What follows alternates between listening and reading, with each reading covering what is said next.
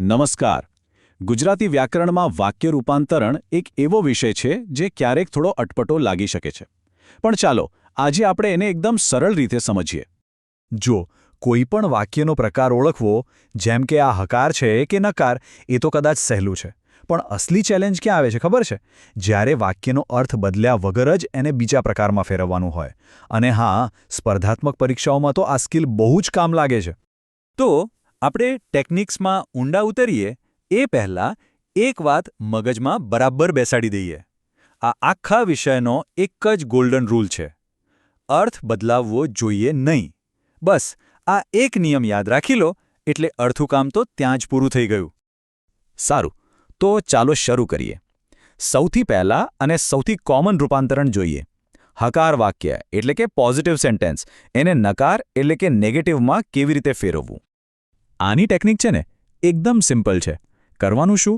વાક્યમાં જે મુખ્ય શબ્દ હોય એટલે કે કોઈ વિશેષણ કે ક્રિયાપદ, એનો વિરોધી શબ્દ પકડો અને વાક્યના અંતે નથી લગાવી દો. આનાથી થશે શું કે વાક્ય દેખાવમાં તો નેગેટિવ થઈ જશે, પણ એનો અર્થ તો એનો એ જ પોઝિટિવ રહેશે. મસ્ત ટ્રીક છે નહીં? હવે જુઓ આ ઉદાહરણ, એકદમ ક્લિયર થઈ જશે. હકાર વાક્ય છે સુરેશ હોશિયાર છે. હવે આ જ વાતને કહેવી હોય પણ નકાર વાક્યમાં તો શું કહીશું? હોશિયારનો વિરોધી શબ્દ ઠોઠ લઈને આપણે કહીશું સુરેશ ઠોઠ નથી. જોયું? વાત તો એ જ રહી કે સુરેશ હોશિયાર છે, પણ કહેવાની રીત બદલાઈ ગઈ. ચાલો આવું જ બીજું ઉદાહરણ જોઈએ એટલે પાક્કું થઈ જાય. વાક્ય છે આ વ્રત સરળ છે. હવે સરળનો વિરોધી શબ્દ શું થાય? કઠિન. બસ તો નકાર વાક્ય બની ગયું. આ વ્રત કઠિન નથી. છે ને એકદમ સીધું અને સરળ. અને આ જે ટેકનિક છે ને એ ખાલી વિશેષણો માટે જ નથી, એક્શન્સ એટલે કે ક્રિયાપદ માટે પણ કામ કરે છે. જેમ કે હું તમારો ઉપકાર યાદ રાખીશ.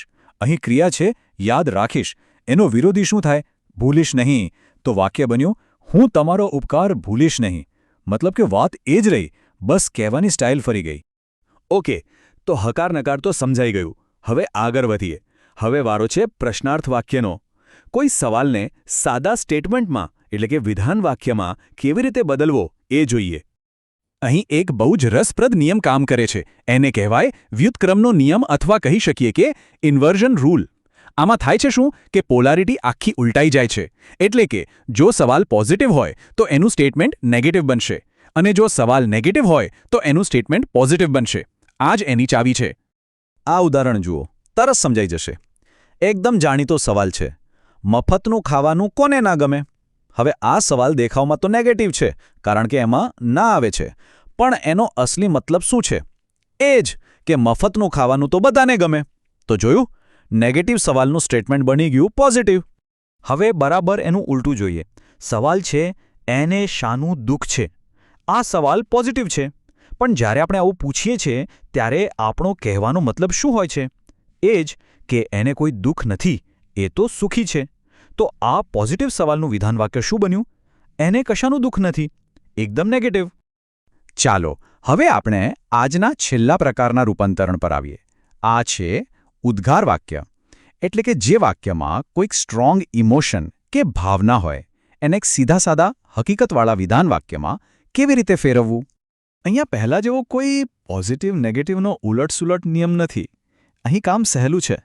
જે પણ આશ્ચર્ય, ખુશી કે વખાણનો ભાવ ઉદ્ગાર વાક્યમાં છે, બસ એ જ ભાવને એક ફેક્ટ તરીકે, એક સ્ટેટમેન્ટ તરીકે લખી દેવાનો છે.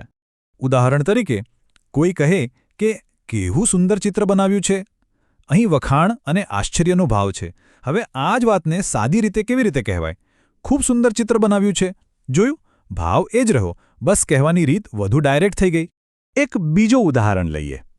નર્મદ કેવો સુધારાવાદી હતો. આ વાક્યમાં નર્મદ માટેનો આદર અને એમના કામ પ્રત્યેનો વિસ્મય છલકાય છે. એને વિધાન વાક્યમાં ફેરવીએ તો બને નર્મદ સારો સુધારાવાદી હતો.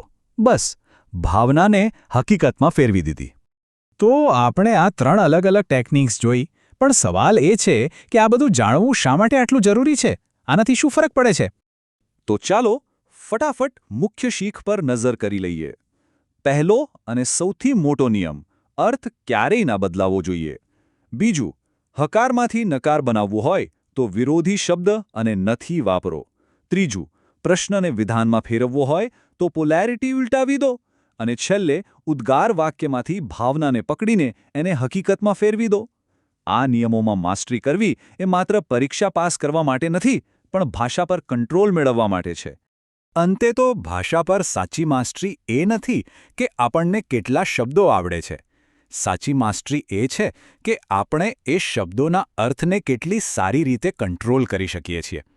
આ આવડત આપણને એક જ વિચારને અનેક રીતે રજૂ કરવાની શક્તિ આપે છે, અને એ જ એક સારા વક્તા કે લેખકની ઓળખ છે.